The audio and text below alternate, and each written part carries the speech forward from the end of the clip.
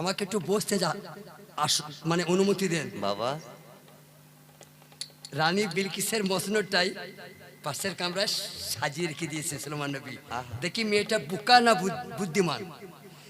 সুলেমান নবী বিলকিস বিবির পরীক্ষা নিচ্ছে যে বিলকিস বেগম বুদ্ধিমতী না হান্দা। ওই আমার টগর ভাইয়ের ঘরের মতো বোকা নাকি দেখি।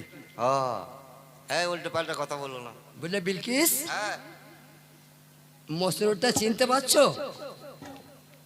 যে মসনদ তোমাকে বসতে বলছি, এই মসনদটা চেয়ারটা তুমি চিনতে পারছো? কেমন লাগে? কত বুদ্ধিমান মেয়ে দেখুন। বলছে মনে হচ্ছে আমার মতোই। বলে নাই যে আমার, বলে নাই যে আমার, বলে চেয়ারটা আমার চেয়ারটার মতোই। সুলেমান নবী বুঝতে পারলেন মেয়েটা জ্ঞান রাখে। কপালে আমার কলমে তোমার পরোয়ার দেয়া। শ্রোতা বন্ধুরা, বলো তোমার বক্তব্য। আমার সঙ্গে লড়াই করবে না আমার কাছে কলমা গ্রহণ করে ইসলামে দাখিল হবে? বলে হুজুর, আমার মনের ধোঁয়াশা কেটে গেছে, আমার মনের বদি মুছে গেছে।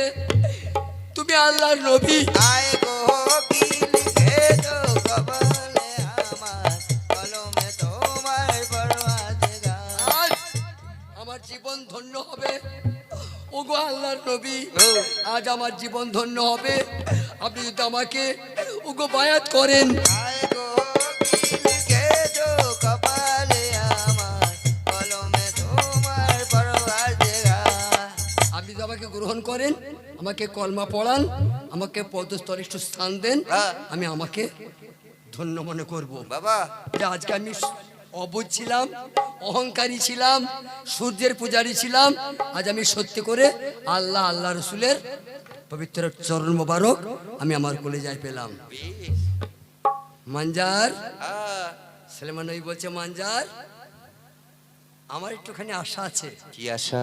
তোমাদের রানী বিলকিসকে তো আমি মুসলমান করলাম, তোরটা আমি সরাসরি বলবো না, আমার মুখো চাও, আমি বিলকিসকে বিয়ে করতে চাই, তুই প্রস্তাবটা দাও। আও গো কি লিখেছো কপালে আমার কলমে তোমার পরোয়ার দেয়া। তাহলে আমার সোনা বন্ধুরা, আমি বুঝাইলাম যে আগেকার নবীরা একাধিক বিয়ে করেছেন, একাধিক। নবী বিয়ে করেছে। কেউ করেছে 4 জন, হ্যাঁ। কেউ করেছে 100 জন, কেউ করেছে 1000 জন, কেউ করেছে 14 জন। এইগুলা নবীরা করেছে। আর নবীরা কিন্তু সম্পর্কটা ভেঙে দিয়ে গেছে। এখন আমরা সম্পর্ক ধরে কাজ করি তো, কিন্তু আগে সম্পর্ক ছিল না। আচ্ছা, এখনকার কোনো মেয়ে চাচাকে বিয়ে করতে পারবে? লজ্জা করবে। কিন্তু ফাতেমা জোহরা বিবির হযরত আলী কে হতেন? সহোদর। চাচাকে ফাতেমা বিয়ে করে নাই? করেছেন। তাহলে মোহাম্মদ আমাদেরকে কি শিখাইলে? চাচার সঙ্গে বিয়ে করা যেতে পারে। আচ্ছা, মোহাম্মদ ভাইজিকে বিয়ে করে নাই? করেছেন। আমার নবী আবু বকরের বেটি আয়েশা সিদ্দিকা। আচ্ছা, যে মেয়েরা মানতে পারছিল না, মুসলমানরা বোনকে বিয়ে করে না?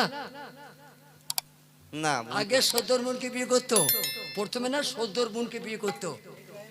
এই বোন মেগর এমনি এখনো সেই গন্ধ যায় নাই। খালাই তো বোনকে বিয়ে করে না? খালাই তো, হ্যাঁ। চাচাই তো বোনকে, হ্যাঁ করে। মামাই তো বোনকে বিয়ে হ্যাঁ করে। দলিলটা পেলে তো? হ্যাঁ। মুসলমানরা তো বোন মেগুই। আমার কলমে তোমার পরোয়ার দেয়া। আপনাদের জানাই দাউদ নবীর বেটা সুলাইমান বিলকিসকে শাদি করে মেহমানি করে। আয় গো কি লিখেছো কপালে আমার কলমে তোমার পরোয়ার দেয়া। এবার ওই রানী বিলকিসের তো একটা রাজ্য আছে। আমাদের মা যেমন মমতা ব্যানার্জির একটা রাজ্য আছে পশ্চিমবঙ্গ, তেমনি রানী বিলকিসের রাজ্য আছে, শহর নাম সাবা। বিবিকে সেখানে পাঠিয়ে দিলেন। বাবা, সুলেমান বললেন, বিবি তুমি তোমার লোকজন নিয়ে, সঙ্গপঙ্গ নিয়ে সাবা শহরে চলে যাও, আমি মাঝে মাঝে গিয়ে তোমার সঙ্গে মিলবো। আয় গো কি লিখেছো কপালে আমার কলমে তোমার পরোয়ার দেয়া। টগর ভাই বললেন, আমি যত সামান্য পয়সা তুলেছি দাবি ভর পয়সা কেউ দিতে পারে নাই, কেন এখন খুব একটা পয়সা মানুষ হাতে নাই, মাঠে সব চাষ করে বসে আছে তো সব চাষি মানুষ। তো যাই হোক, যদি সম্ভব হয় এই এই পাশে একটা মানসিক গান আছে, তো আকাশ ভাই যখন এসে গেছো, ওরা খুব গরিব মানুষ, তুমি একটু ক্ষতি স্বীকার করে ওই গরিবকে তুমি উদ্ধার করে যাও। কেন মারা লক্ষ্মী ভান্ডার পায় না লোকে? না, তাহলে ওই গানটা আমি যে শোধ করব, আমার মাদের, আমার বোনদের, আমার ভাইদের তো খানিকটা কর্তব্য আছে, তাহলে কালকে একটু সাহায্যের হাতটা বাড়াবেন, তাহলে আমি গানটা শোধ করে দিয়ে যাব। একবার সবাইকে আমার সালাম দিয়ে যাই, আগামীকাল গান শোনার জন্য নিমন্ত্রণ রইল।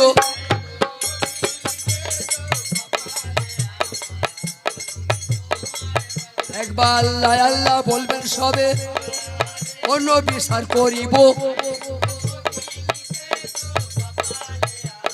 10-এর ওপরেতে আমার ওই আল্লাহ রহমত বর্ষাই। আল্লাহ আল্লাহ বলো, আজ এইখানে হইতে বই বন্ধ রয়ে গেল। চাঁদ বদনে সবাই একবার আল্লাহ আল্লাহ বলো। না রে গো